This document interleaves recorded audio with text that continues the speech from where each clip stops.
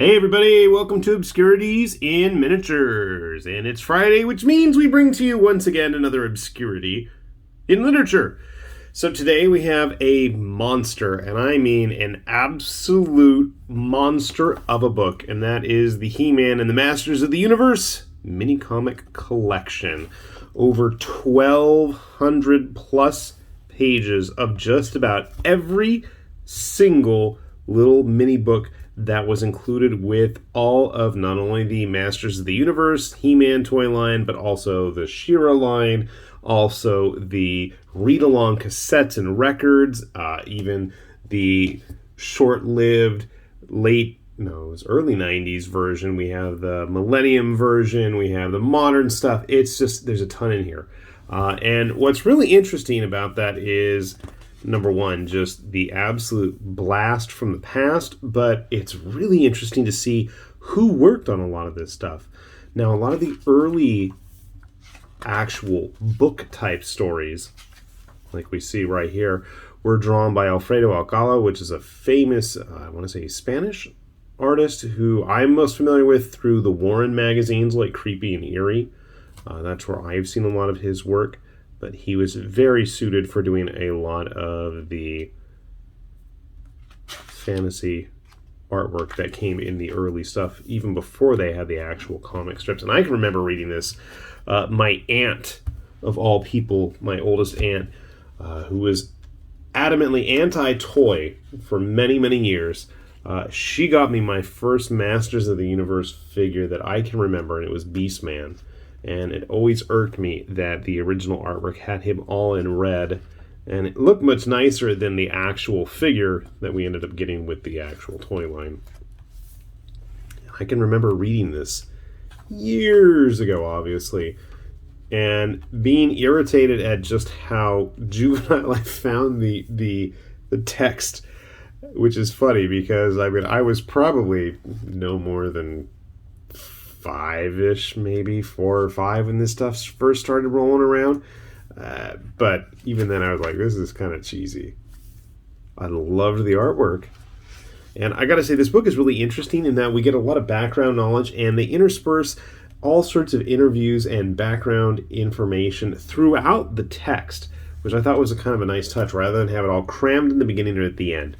And one of the other interesting things that I really enjoyed about this, as I've been just flipping through and reading random stories, let's see if I can find one, we have all sorts of footnotes throughout the book based on things that are occurring on various pages, why things look certain ways, when they ended up looking completely different. So I found that really interesting. I remember having Ram Man.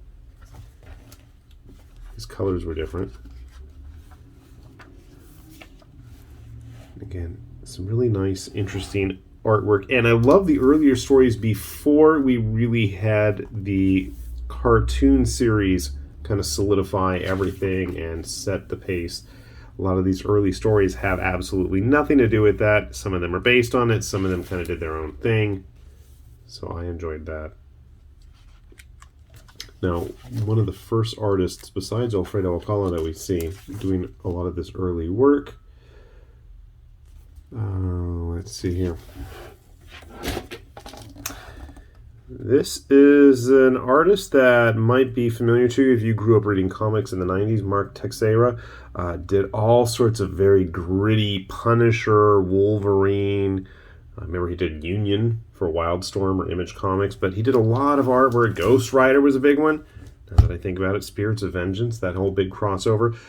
I think this is some of his first earliest work. And it's all pretty competently drawn for the most part. We do have some stories in here that are a little, I don't know, rougher around the edges than others, but the Texeira art, there's quite a bit of early on, as well as the Alcala stuff. Gotta have all those name-dropped vehicles. Now, this is the one I think it is. Yes, one of these, some of these I know I had for a fact.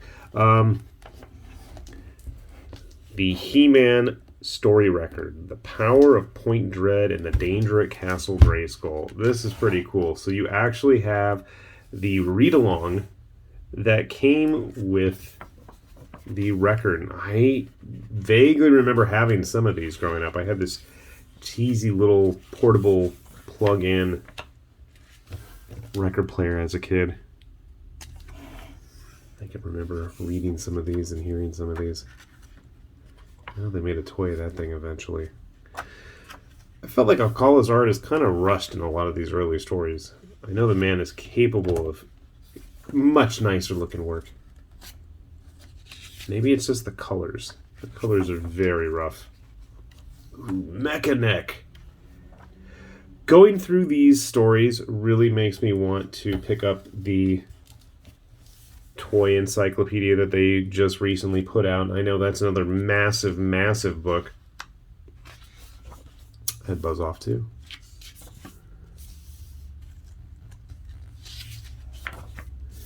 There's some nice artwork in here. And the stories, like I said, they kind of do their own thing. They're not really tied much into the Filmation stuff, which I thought was kind of cool. I'm looking for a specific artist. Is this when we're getting into Shira? Almost.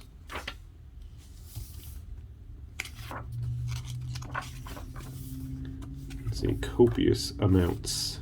That's an interesting look for Skeletor.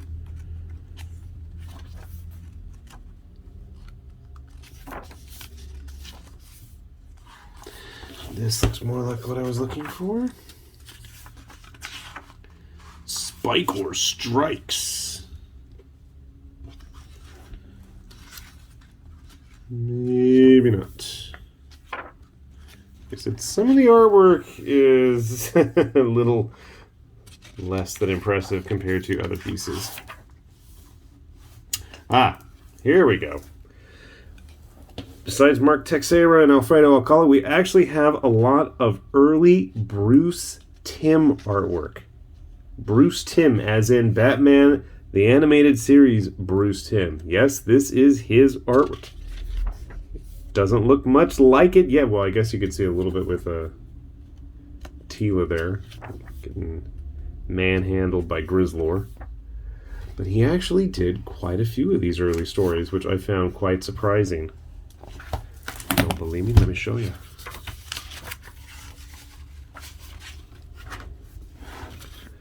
Let's see. Another name that I was quite surprised to see is right here. If I can get it in focus. Stan Sakai of Usagi Yojimbo fame. He's doing quite a bit of the lettering here. Let's see. Come on. Jim Mitchell. Here we go. As promised, Bruce Timm. Bruce Timm. He did quite a few of these also. Bruce Timm. Quite a bit. Kind of like the Hordak era of these mini comics. Modulok. Here we have another storybook. This one being the one that was included with the cassette tape.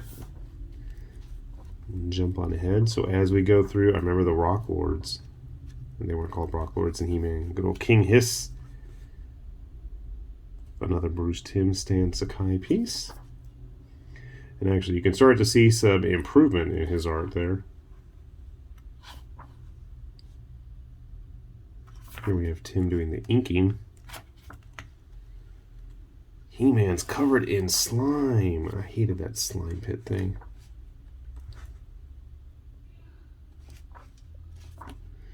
Eventually, as I'm trying to get to it,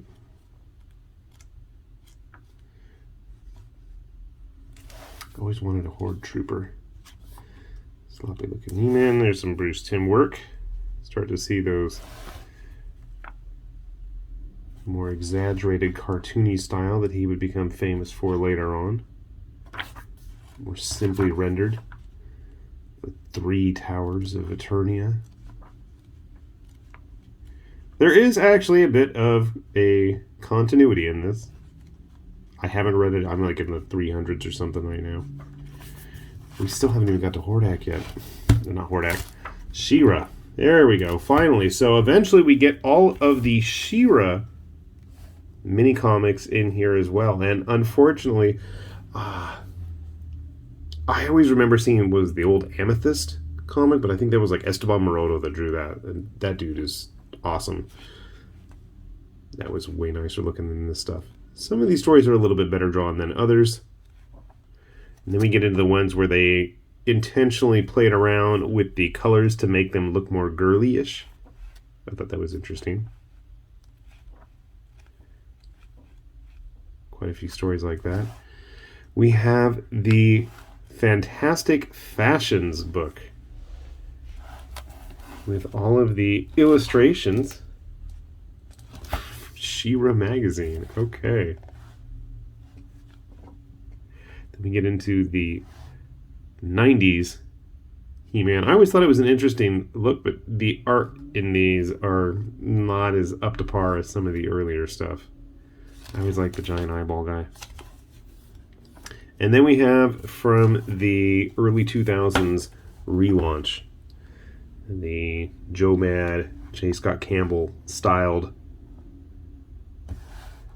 Dreamwave inspired reboot artwork. So that's pretty cool to see in here as well. You've got a bit of the ongoing story there, naturally to be continued. A bit of the background stuff. Beast Lord. And finally, rounding out the book, which I thought was kind of cool, is we've got a bunch of early just black and white line art, which to me is always nice to see. For quite a few stories in here. I think the colors actually really did muddy it up a bit. You can get some of the scripts in here about how they designed it. So, I mean, if you dig He-Man stuff, I really don't think you can go wrong with this book. There's just a lot of content to digest here, and I think it's going to take you some time. I mean, I've been flipping through it on almost a daily basis, and I'm still, probably maybe a third of the way done. It'll take me some time. It's not often that I do these literature reviews before I finish the book, but I figure this is one that I can good proper give it a nice recommendation. And I got to say, I've seen it really cheap online. So if you don't mind, this isn't even a remaindered copy, actually, and I was kind of surprised about that. I know Amazon had a deal recently for it was like buy two, get another book free, so I took advantage of that for Father's Day and got some cool stuff from the kids. But yeah, absolutely. Hopefully, fingers crossed, we will see the toy book eventually make its way here. I really would love to have that on my bookshelf, which is funny because, I really liked the He-Man toys growing up, but I was never much into the lore and background of it, which is kind of funny, but I find myself returning to it now, so who knows. Anyways, we'll put a link down below for Amazon if you want to take a look for that yourself, and hopefully if you don't find that, maybe you will find something else you're looking for there. With that said, this has been High Lord Tamberlane with Obscurities and Miniatures, saying thanks for watching, and we will see you back here soon. Bye-bye.